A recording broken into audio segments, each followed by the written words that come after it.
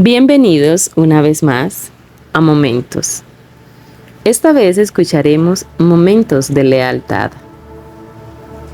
Nos guiaremos en el libro de Josué, capítulo 1, versículo 16 al 17. También estaremos viendo citas en Samuel y en los Evangelios. Definiremos a continuación qué es la lealtad. La lealtad es igual a la fidelidad. Se puede definir como firmeza en los afectos o en las ideas, cumplimiento de la palabra dada. Los afectos se refiere a los sentimientos de amor o cariño, y las ideas, proyecto o plan para hacer una cosa, intención o deseo, opinión o juicio sobre algo o alguien. La primera cita, Josué 1, del 16 al 17, encontramos en estos dos versículos la herencia de lealtad. La lealtad se puede heredar. Aquí nos relata cómo el pueblo le respondió a Josué después de la muerte de Moisés. Nosotros haremos todas las cosas que nos has mandado, e iremos donde quiera que nos mandares. Solamente el Señor tu Dios esté contigo, como estuvo con Moisés. En esta expresión podemos entender la condición que permitirá que la lealtad se siga heredando es la presencia de Dios en la vida de Josué. Esta presencia de Dios garantizaba que la lealtad del pueblo siguiera estando con él, única y exclusivamente si Dios estaba con Josué como estuvo con Moisés. Qué hermoso. Ahora veremos la lealtad en un paje de armas.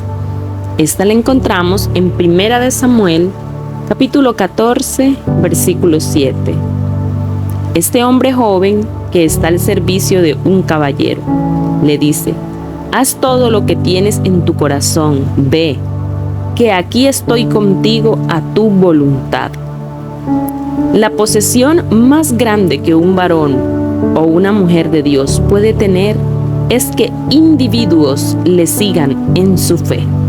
Aquí vemos cómo este paje de armas le habla al hombre de Dios, diciéndole: estaré contigo, estaré a tu lado.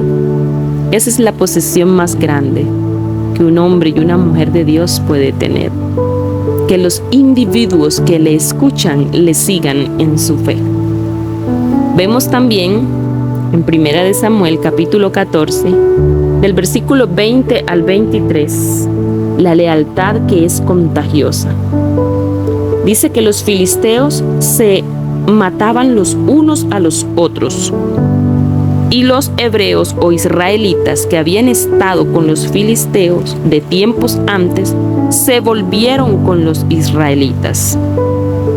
También los que se habían escondido en el monte, oyendo que los filisteos huían, ellos también los persiguieron. Así salvó Jehová el Señor a los israelitas.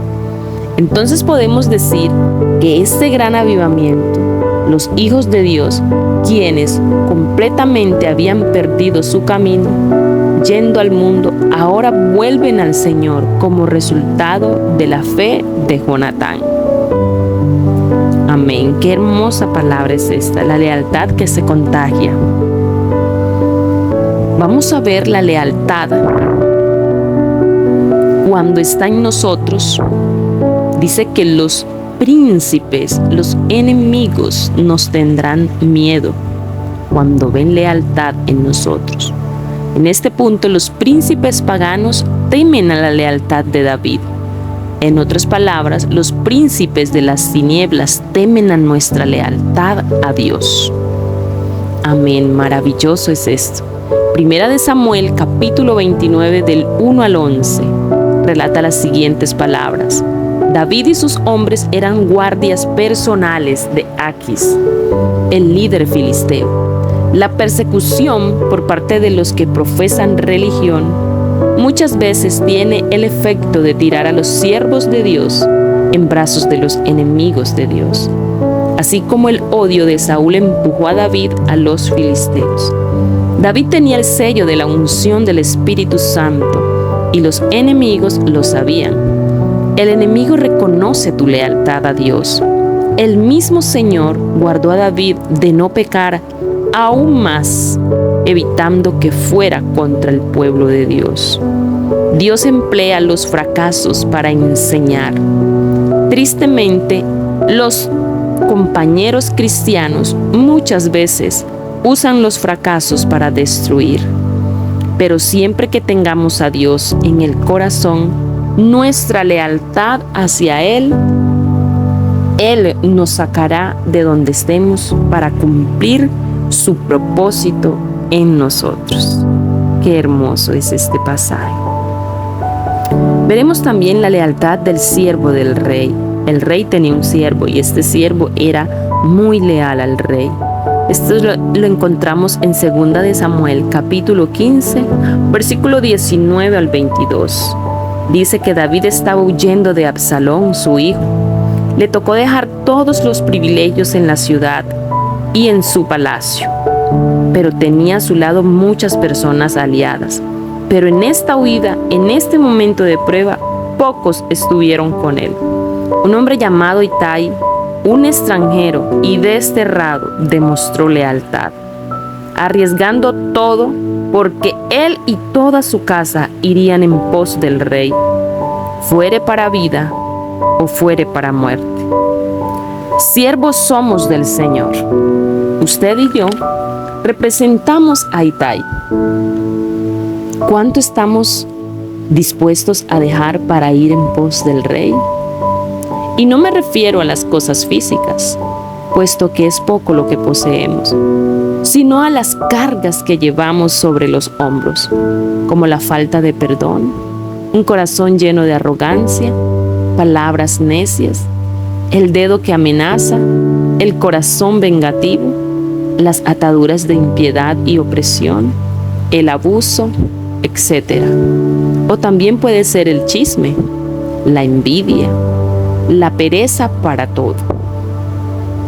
Es interesante todo lo que Itai estuvo dispuesto a dejar y a sacrificar para ir con el rey. Es digno de imitar. El siguiente es la lealtad con el gobierno, con las autoridades. Esto lo vemos en el libro de Esdras, capítulo 7, versículo 26, y en Tito, capítulo 3, versículo 1. A Esdras le es dada autoridad de establecer jueces y gobernantes, y de ser jefe de todo el gobierno civil del pueblo judío, con poder para multar, encarcelar, desterrar o dar una sentencia de muerte a los infractores, como él creyese conveniente. ¿Qué haríamos usted y yo si tuviéramos tal autoridad? ¿Estaría nuestra lealtad a hacer las cosas bien para el gobierno, para el lugar que estamos administrando? El siguiente versículo dice: amonéstales a que se sujeten a los gobernantes y autoridades, a que obedezcan a los magistrados, que estén pronto a toda buena obra. Hacer el bien debe ser considerado un privilegio para todo cristiano. Amén, amén. Qué hermosa palabra. Veremos también en el libro de Lucas, el Evangelio de Lucas, capítulo 16, versículo 13, la lealtad en el servicio. Ninguno puede servir a dos señores, es decir, no podemos servir a nosotros mismos y a Dios. No podemos servir a Dios y a las riquezas de maldad. Cristo no está degradando al dinero, sino la manera en la cual lo consideramos y lo administramos. Tampoco cuestiona la cantidad, sino nuestra lealtad a Dios, nuestra fidelidad. Esta sí que es muy importante, porque muchas veces amamos más el dinero y procuramos conseguirlo por todos los medios, sin importar de dejar de ser leales al Señor. Vemos también en Juan capítulo 14, versículo 21 al 24, lealtad a los mandamientos de Cristo. Dice: el que tiene mis mandamientos y los guarda, aquel es el que me ama, y el que me ama será amado de mi Padre. El que no me ama no guarda mis palabras, y la lealtad no está en su corazón. En otras palabras, la obediencia es la gran prueba del amor. El que ama es leal. Por último, tenemos la prueba de la lealtad en el libro de Juan, capítulo 21, del 15 al 17. En esta ocasión, el Señor le hace un interrogatorio a Pedro. 3 veces hace la misma pregunta para atraer a memoria de Pedro las 3 veces que le negó y decirle que a pesar de ello, él confía en Pedro como líder capaz de apacentar tanto sus corderos recién convertidos como las ovejas cristianas maduras, pero que todos ellos necesitan mansedumbre y cuidados. Pedro sabía que Dios el Señor Jesús había herido su corazón para poder entrenarlo y equiparle, para que tuviera el honor supremo de pastorear a las ovejas. Jesús confía plenamente en que Pedro es capaz y está totalmente preparado para realizar la tarea. Él está listo. ¿Qué responderíamos nosotros hoy si el Señor nos preguntase cuánto le amamos? ¿Qué respondería usted hoy? Mi invitación es a que oremos al Señor para que podamos serle fiel y leal hasta la muerte y Él nos dé la corona de vida.